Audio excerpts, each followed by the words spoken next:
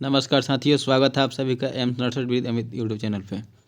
तो साथियों, आज हम बात करने वाले हैं Bihar CHO versus staff nurse. ठीक है, आप सभी को पता है कि बिहार सीएचओ का भी वैकेंसी आ चुकी है, यानी उसका एग्ज़ाम हो चुका है, और स्टाफ नर्स का भी एग्ज़ाम हो चुका है, और दोनों का जो रिज़ल्ट है वो अभी आना बाकी है। और लगभग सेम टाइम पे ही आपका रिज़ल्ट ऐसा हो सकता है कि आए। ठीक है, और ज्वाइनिंग भी आपका थोड़ा बहुत आगे पीछे हो सकता है। ठीक है, तो इसलिए आपको एक कन्फ्यूजिंग सिचुएशन पैदा हो सकती है, जिससे कि आपकी मुश्किलें बढ़ सकती हैं। क्योंकि देखिए, अगर पहले सीएचओ ज्वाइनिंग कराता है, ठीक है, तो फिर आप स्टाफ नर्स ज्वाइनिंग करने में आपको फिर प्रॉब्लम आएगी, क्योंकि उसमें आपका 2,40,000 आपको बॉन्ड वहाँ पे भरना पड़ेगा। ठीक है, क्योंकि अगर आप सीएचओ छोड़ेंगे, सीएचओ छोड़कर और आप स्टाफ नर्स ज्वाइन करने जाएंगे, तो आपको 2,40,000 का बॉन्ड भरना पड़ेगा। ठीक है, और इन दोनों में से अगर आपका कौन सा चूज करना चाहिए, ठीक है, कौन सा आपके लिए सही रहेगा, इन सारी चीज़ों के बारे में हम इस वीडियो में बात करने वाले हैं। तो वीडियो के लास्ट तक बने रहिएगा। ठीक है, और चैनल पर नए हैं तो चैनल को सब्सक्राइब जरूर कर लीजिएगा, ताकि जो भी अपडेट है वो आपको तुरंत मिल जाए। अब चलिए बात करते हैं।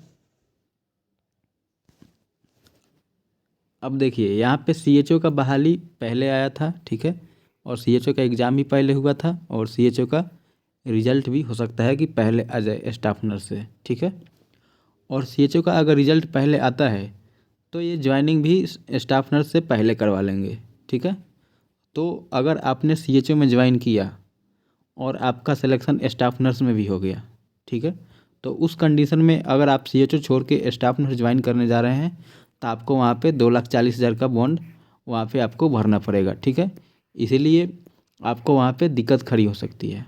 ठीक है, तो ऐसा हो सकता है कि पहले ही रिजल्ट आए और पहले ही सीएचओ का ज्वाइनिंग कराया जाए और आपका मुश्किल बढ़ाया जाए। ठीक है साथियों, अब बात करते हैं कि इन दोनों में से अच्छा कौन सा है।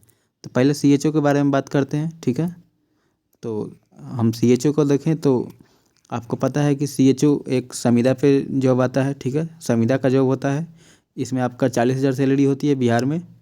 ठीक है, और इसमें आपका जो गाँवों में जो होता है सीएचओ केंद्र, उसमें आपका जो जॉब दिया जाता है। ठीक है, सबसे पहला इसका जो है ये संविदा पे होता है। और अब बात करें स्टाफ नर्स की। ठीक है, तो स्टाफ नर्स जो है आपका परमानेंट जॉब है। ठीक है, और इसमें आपका सैलरी भी ज़्यादा है, लगभग आपको 70-75 तक आपको इसमें सैलरी मिल सकता है।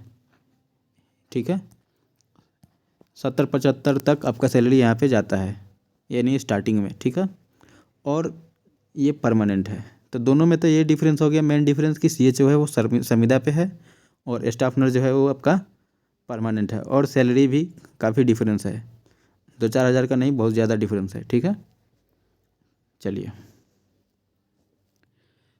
तो कुल मिलाकर इसमें आपका जो स्टाफ नर्स का जॉब है, ठीक है, वो आपका इसमें ज़्यादा अच्छा है सीएचओ से। और सीएचओ में काम भी ज़्यादा होता है, और स्टाफ नर्स में आपका बिल्कुल स्ट्रेस फ्री रहिएगा। अपना जो 6 घंटा की ड्यूटी है, 6 घंटा ड्यूटी कीजिए, फिर आप चैन से सो सकते हैं, चैन से अपना रह सकते हैं। लेकिन सीएचओ में आपका दिन भर का जो रहता है वो काम, आपको इधर उधर ये सारी चीज़ें, फाइल मैनेजमेंट वगैरह बहुत चीज़ें करना होता है। ठीक है, तो सीएचओ में आपका काम बढ़ जाएगा, और स्टाफ नर्स में आपका जो है थोड़ा लोड कम रहेगा। ठीक है, तो स्टाफ नर्स का आपके लिए, आप स्टाफ नर्स का जॉब आपके लिए बेस्ट है।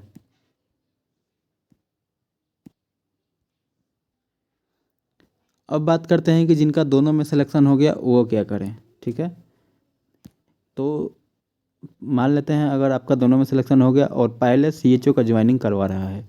ठीक है, पहले सीएचओ का ज्वाइनिंग करवा रहा है, तो आप सीएचओ ज्वाइन कर लीजिए। मेरे तरफ से राय यही है कि आप सीएचओ ज्वाइन कर लीजिए, अगर पहले सीएचओ का करवा रहा है तो। ठीक है, बाकी बाद में अगर बीटीएससी स्टाफ नर्स में आपका आपका सिलेक्शन हो जाता है, तो आप वहाँ पे सीएचओ छोड़ के आप स्टाफ नर्स में चले जाइए। ठीक है, क्योंकि स्टाफ नर्स परमानेंट आपका जॉब है, और उसमें लोड भी कम रहेगा और सैलरी भी ज़्यादा है। भले आपको 2,40,000 देना पड़ेगा, लेकिन ठीक है, आप इसको छोड़कर वहाँ चले जाइए, आप बेनिफिट में रहिएगा, फ़ायदे में रहिएगा। ठीक है, तो आप, अगर आपके पास पैसे नहीं है तो आप लोन में लेकर या फिर किसी से लेकर आप 2,40,000 भर दीजिए और स्टाफ नर्स वाला ज्वाइन कर लीजिए, क्योंकि आप उसमें फिर आपका सैलरी मिलेगा, आप फिर वो 2,40,000 आप वहाँ पे चुका सकते हैं। ठीक है, उतना ज़्यादा भी अमाउंट नहीं है, आपका स्टाफ नर्स का सैलरी भी ज़्यादा रहता है, आप आसानी से चुका सकते हैं। ठीक है, अब इसमें भी कई सारे लोग बोलेंगे, कई साथी बोलेंगे कि इसमें मैं लोअर क्लास फैमिली से हूँ, मैं अचानक से 2,40,000 कहाँ से लाऊंगा। तो साथियों, इसमें आपको थोड़ा सा रिस्क लेना पड़ेगा। ठीक है, क्योंकि अगर आपको स्टाफ नर्स में लगा है जॉब तो बहुत अच्छा है स्टाफ नर्स। ठीक है, थोड़ा सा आप रिस्क लीजिए और इधर उधर से जो पैसा जुगाड़ करके आप बॉन्ड भरिए और भर के आप स्टाफ नर्स में निकल जाइए, क्योंकि हम सभी को पता है कि फिर 5 साल, अगले 5 साल तक फिर वैकेंसी नहीं आने वाली है। वैकेंसी आएगी तो 5 साल बाद ही आएगी। ठीक है, और कई लोगों का एज भी बाहर हो जाएगा, वो फॉर्म नहीं डाल पाएंगे, बहुत सारी चीज़ें हैं। तो आप अभी, आपका जो अगर CHO छोड़ना पड़ रहा है, स्टाफ नर्स में हो रहा है, तो आप स्टाफ नर्स ज्वाइन कीजिए, भले आपको 2,40,000 देना पड़े। ठीक है, कोई बात नहीं, आप ये 4-5 महीने में, 6 महीने में आप ये चुका दीजिएगा 2,40,000। ठीक है,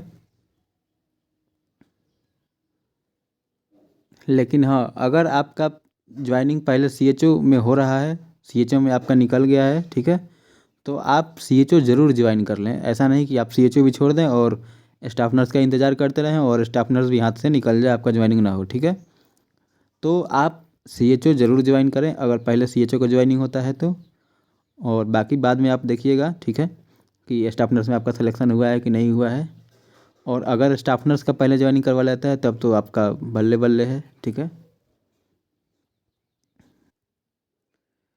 और साथियों बाकी आप अपने हिसाब से सोच कर ही आप जो भी ज्वाइनिंग करना होगा, जो भी आपको ठीक लगे वैसा आप कीजिएगा। ठीक है, मेरे तरफ से यही था कि आप CHO में अगर आपका ज्वाइन हो रहा है पहले तो आप ज्वाइन कर लीजिए, बाकी आपके ऊपर है, आप जैसा चाहें वैसा अपना कीजिए।